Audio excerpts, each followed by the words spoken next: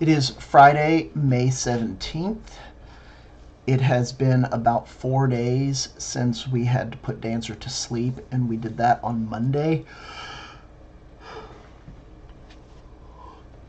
It has been a very trying week. I think Tia and I are getting better. For those first couple of days, the day after, Tuesday, Wednesday, oh my gosh. It was like everything just set both of us off. She said she was sitting in her office and somebody came by and all of a sudden she just started crying. I'm sitting at home over here cleaning and whatnot, and I'm just looking at an empty room, or I'm seeing Fidget walking around going, something's missing, but I don't know what it is. And it's something as stupid as the last time she pooped in the yard.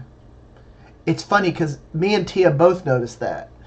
Is for the last week that she was here, she wasn't eating.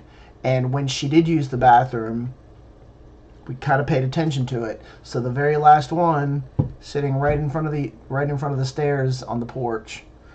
And I don't know, it's just little things. Just I'll see it and I'll just be like, right now we have her collar and her muzzle sitting downstairs.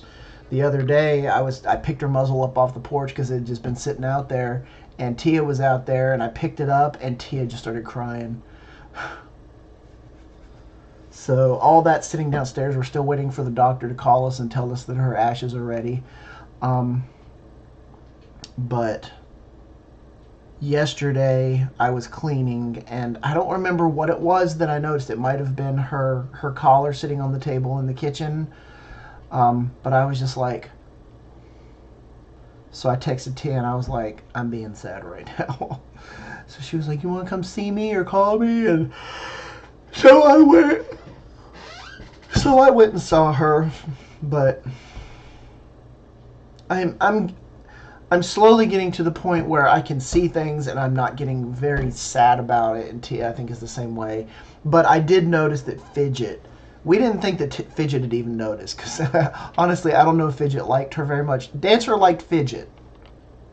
I don't think Fidget really liked Dancer. She tolerated her. But she was also they were always together. For the past 10 years, they've been together.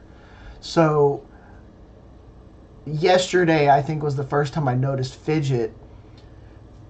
She goes into the bathroom where Dancer's cage used to be, and then she kind of does a loop, and she comes back out like, where's she at? Sort of.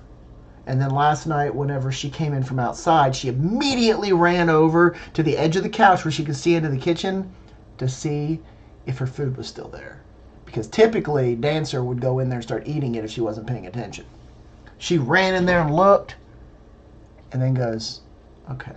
And that's when I noticed what she was doing. So I'll have to keep looking for that. On a sad note, like this isn't sad enough, on Wednesday, my mother said that they were at the vet, same vet, and they were putting their cat to sleep that they had since they moved into that house like almost 19 years ago. That's when they got this cat, is right after they moved in, and they finally had to put him to sleep. He has had so many problems over the course of 18 years.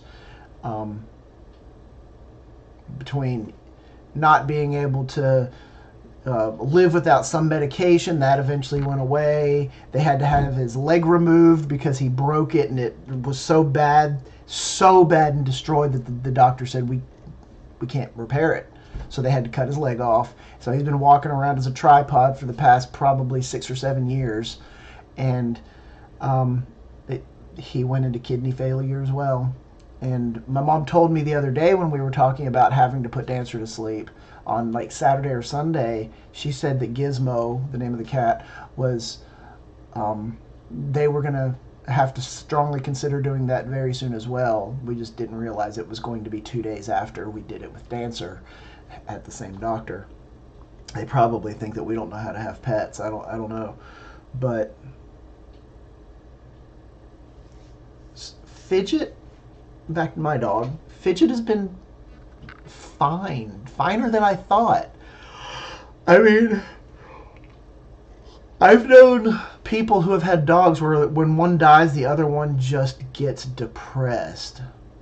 I can't really tell if Fidget's depressed or doesn't understand what's going on, or I said that she goes into the bathroom. It's like she's looking for her, and she goes and she looks for her food to make sure it's still there and not getting eaten.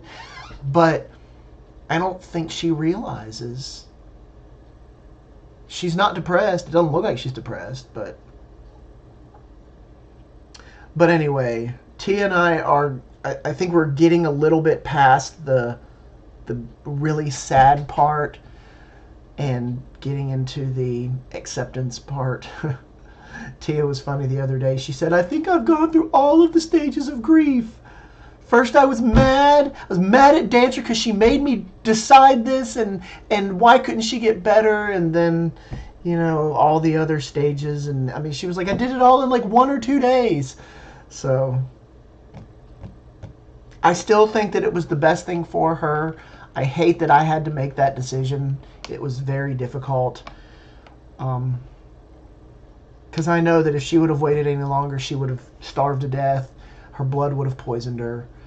And, I mean, she couldn't move at all. The most she could do was lift her head up. That was pretty much it. But